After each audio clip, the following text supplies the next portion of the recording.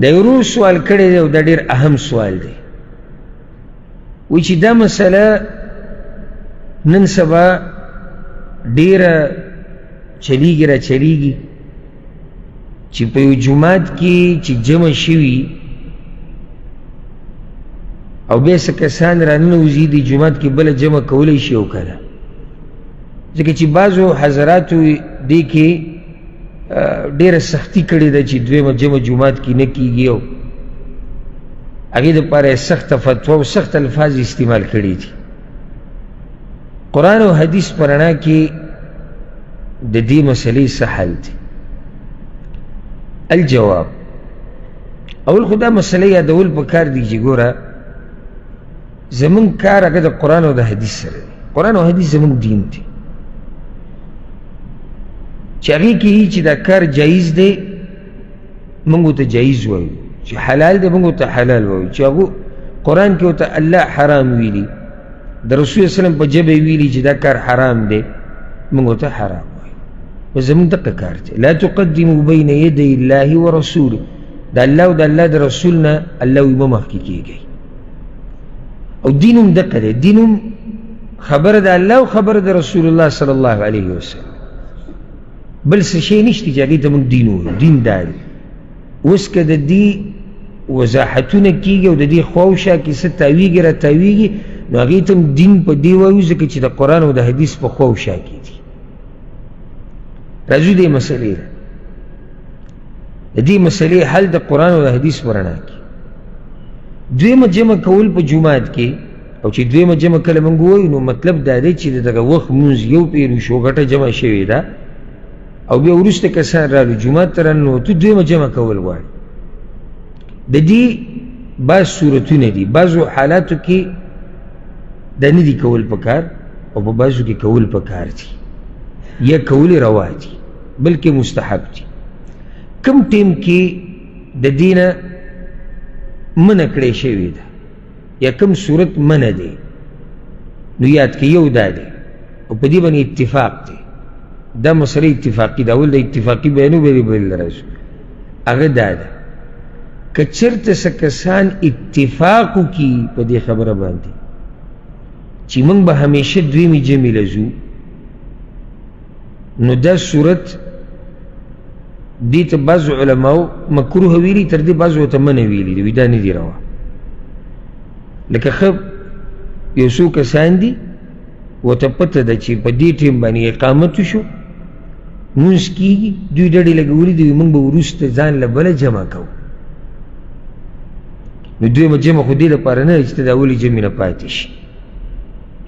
دویم صورت دا دی چې کله دا دویمه جمع کول د دې جومات والو عدد جوړ شي، بلکې د هغې دپاره ښه ټیم ټاکلی چې ګوره اولنۍ جمع په پاو باندې 8 بجې ده ماسخوتن او دویمه جمع چې دی نو هغه به په 8:30 باندې کېږي. دا ښه باقاعده وخې وله وټاکو. نو اوس خلکو ډډې لګولي دي، څوک وایي اولنۍ جمعې له ورشو، څوک وایي دویمې له به ورشو.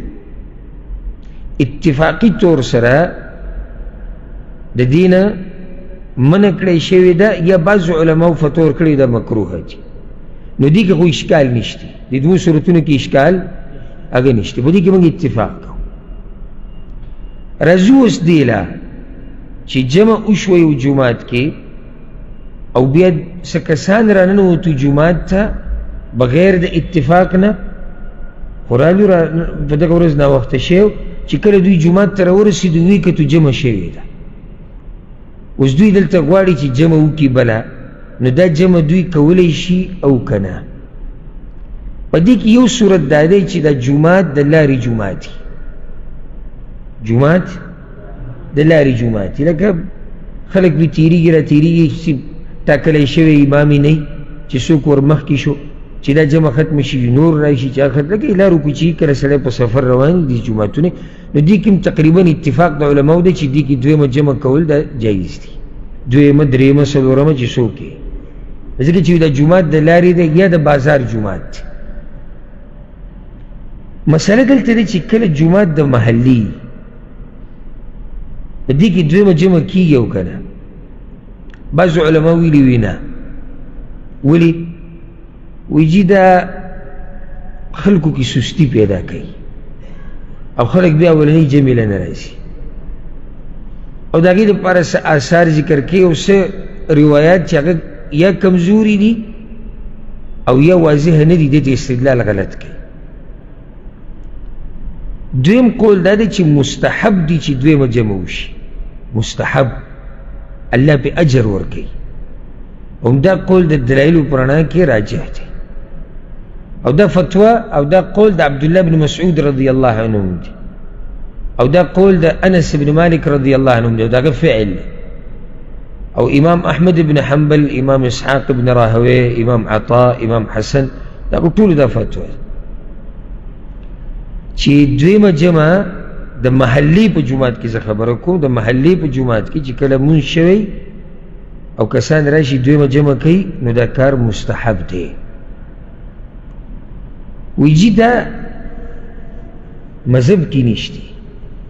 بعض وی دا کار سدے مذہب کی نشتی عجیب دا سبحان اللہ کل چی دا آل سعود سر دا سعودی عرب دا حکومت نو دا او چی کم خاندان دا باچائی چی کئی کل چی دوی سر حکومت نو او بیا اللہ دوی لباچائی ورکڑاو خصوصاً چی کل ملک عبدالعزیز رحمہ اللہ را گئے نو با آغا وقت کی با پا حرم کی سلور جمعی کی دی دا حناف زان لزیو شافی مذہب ولزان لو حنبلی مذہب ولزان لو مالکی مذہب ولزان لو کم مولی سب چوی چی دا مذہب کی نیستی دانا دا تا پوسو کئی دا و دا سلور جمعی چی کی دی دا پا مذہب کشتی دلتا خود تا منگتوی چی دوی جمع مکوا تاسو پدی خبر ما سره کنی تا منگتا داوی چی دوی جمع پا جماعت کی مکوا و مسجد حرام کی چی سلور کی دی دا سیو او دلتا خلا یو جمع شوی دا بلا منکو التا خو سلور پا یو زیلی گیا دی چی تبا کل حرم تا ننوتی کنا اللہ اکبر یعنی ملک عبدالعزیز اللہ رب العزت تی داگا پا قبر من رحمتون رو رئی چی اللہ بولی وازی دی سمرا جر ورکی اچھا ننوتو کل دا باچائی داگا شو کنا ویدام سقی سے جوڑا کلی رہا یو رب یو کعبہ یو قرآن یو پیغمبر او جمعی سلور یو امام بی بس یو دا قیسی میسی بدلتا نہیں جی دا حنبلی مذہب والا شافی و مالکی و دا رسول صلی اللہ علیہ وسلم پر طریقہ با منز کی گئی یو ٹیم بی بس او دا آگا ورزی نو دا وہ سب پوری لڑشی سورہ کل منز کی دا کہ وہ سب آگا سلور جمعی کی دے ناگا چی بطر آننا ہوتی ناول با دی خپل زی معلوم ہو تپوس با دی کول لکو چی دا پولیسان ولاڑی کنا نکوس فینو تاو با دروازه کی تپوس کو چی آگا زمان دا یارانو زی با کی کم یو دی هر یو بخبل طرف تا تو نکه بیا تا خطاش او بلزی تا ورلی حنفی او لاری حنبلی امام پسی ودری دی دا منز بستا کی کنه بکی دا کفر او دا اسلام مسئله تا جوڑا کرده دا مذہبون منگم منو چی فقی مذاہب شتی خو پا دی مرتبه کی نمانو چی دا کفر او دا اسلام مسئله علماء اجتحاد کرده فقی مسائل بیان کرده منگم منو چی کمی مسئله سر دلیل نشتی دا عدب و دا احترام سر پریدو بس دا دید اللہ سمنگتوی دا بے مذہب دی دا جیب بے مذہب پیدا شوی او دے مذہبی دے پا حرم کی سلور جمعی پا یو ٹیم کی او کمو علماء چی دا حالات لیدری دی اگوی ولا زینم پا کتابونو کی لکری دی وی دا دی میزاب سرا دا کعبی دا ناوگی چی کم دا دی سر پلانی مذہب والا و مقام ابراہیم سر بل مذہب والا و حنفی مذہب والا دی طرف تو حجر سرا او دا بل دی دا حالات نا اسی دا گو ردیر کل سوال لی دا آگا چانا چی سو کوئی چی زمان پا مذہب کی دویم جمع کول نشتی و مولی سیب نستاسو پا مذہب کی دا سلور جمع پا یو ٹیم کی پا مسجد حرام کی سنگ رواوی نا چی دے بیا دا جواب در کئی نو بیا با یو غرولی او بلا غرولی خواه وہ سوا دیو سڑی چی با دی دلیل سنی چی دوی جمع کول دا محلی پا جماعت کی جائز وگور دلتا تا دا خبرو کم منگو تا جائز یا مستحب دی دا پارا نووی چی تا ڈڑا لگولی و تا پروت دی دا ما پاولی کی مسئلہ حل کرا دی چی منگ چرت دانی دیوی دی چیرتا کینا خب پارام موبایل کی گوتی وا او بیا بزورس ترا مندی وا ہم نا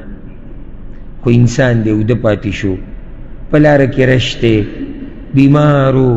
څه کار را پیښ شو دی چې جومات ته راغی لمونځ دې شوی دی دې ټیم کې دویمه جمع کول مستحب دی دلیل دا دی امام ابو داود امام نسائی حدیث راوړی دی د ابی ابن کعب رضی الله عنه رسول صلی الله علیه وسلم وی صلاة الرجل مع الرجل ازکا من صلاته وحده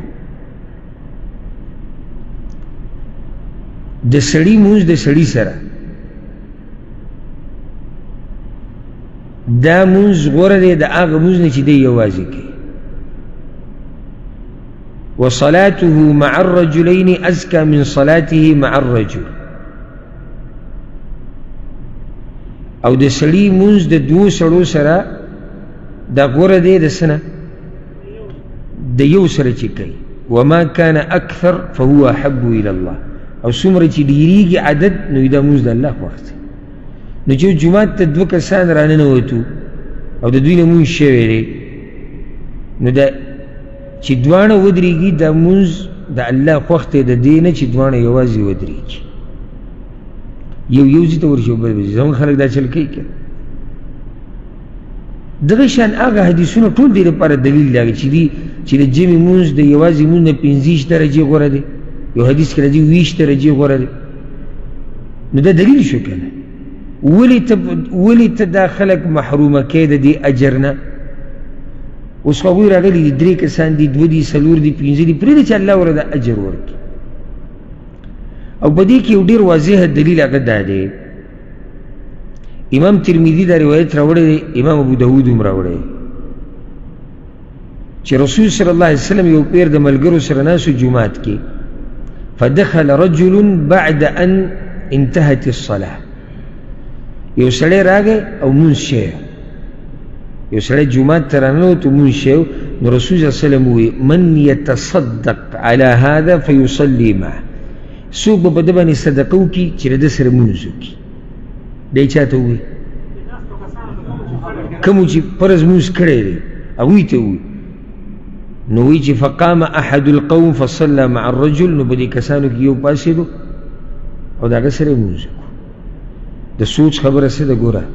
د سوچ چې رسول صلی الله علیه وسلم